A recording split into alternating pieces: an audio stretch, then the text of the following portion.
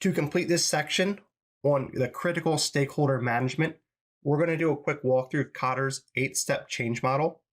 If you're not familiar with Kotter, he was a Harvard professor. He's written a whole bunch of business books, and he has put together a really great framework here on these 8 steps on how you get people aligned and moving in the same direction to get process improvements of any size and any organization completed successfully. If you can, this is a really great slide to print out, hang at your desk, keep close, just so you have it in the back of your mind that this is a model that's been proven to work and it can work for you among the other models that we're going to share throughout this course. The first step of Kotter's 8-step change model is to create urgency. When you're working to improve processes, you want people to really believe and see that it's important that we change, and we change quickly, and we all change together. If people feel like there's some leeway on when things happen or when they'll help out, your project won't get off to a great start.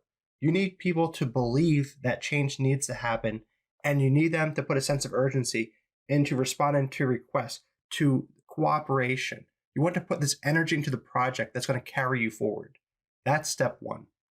Step 2 is to form a powerful coalition. This ties directly into what we were talking about with stakeholder management and getting a sponsor or several sponsors for your project.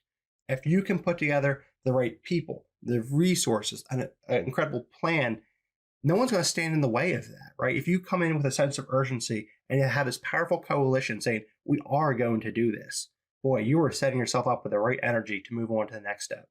In step 3, we create a vision for change. We want to understand how our organization is working now, what's being done, and what we need the future to look like.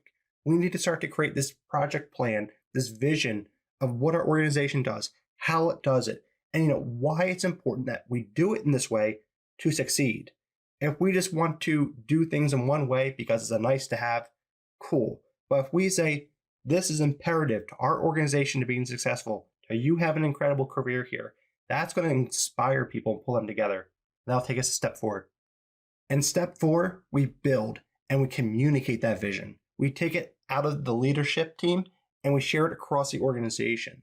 We share that we need to change, we have to change, and we will change. We want to ensure that each person understands what their role is in the change, and they're clear on the expectations and, of course, the consequences of not changing. This is powerful because now you're pulling the whole organization together. You're not just working with a small department, or you're not just working with the leadership team. You're working with everybody and ensuring that people know what's happening and they know what their role is. In step 5 of Kotter's change model, what we want to do is remove obstacles.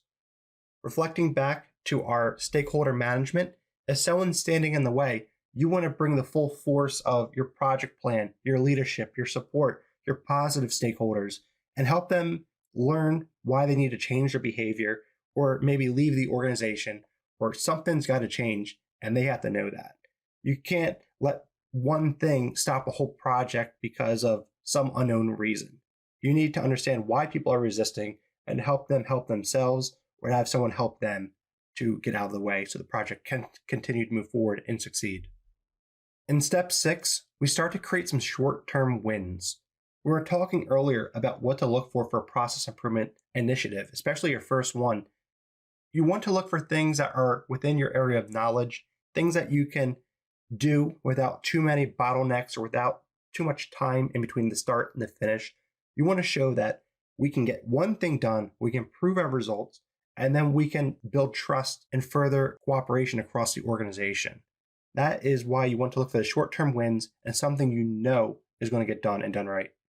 On step 7, we build on that change. We take one project and we do another project. Or we do the first step of project 1 and we do phase 2.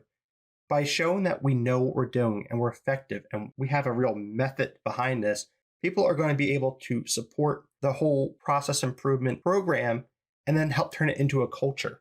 They're going to be able to talk more about what else needs to change. They're going to talk about how they can help get involved if they weren't involved yet. This is where we get that momentum and we take it to the next level. The 8th and final step in Kotter's change model is to anchor the changes in the corporate culture. A great organization that is built upon continuous improvement and growth has somewhere in their mission or vision or goals that we expect change to be constant. And we expect our people to be all in on making the right changes happen at the right time. If the organization can explain that change is part of our model and we expect it and we're not going to pretend it's not happening, or that we don't need to change core elements of our business to keep up with our competitors, it's just not going to be successful. You need an organization who can tie in processes of improvement into the culture of the organization. That way, too, as we discussed, you can reward the right behaviors. You can tie it into the bonus compensation scheme and things like that. As you can see from the 8 steps of Kotter's change model, this is really powerful and it's simple. Each slide only had an image and a few words, but the way it just works together has been proven time and time again over the last couple of decades. So take this one, print it out, and make sure you build it into how you're going to lead your process improvement initiatives in your organization.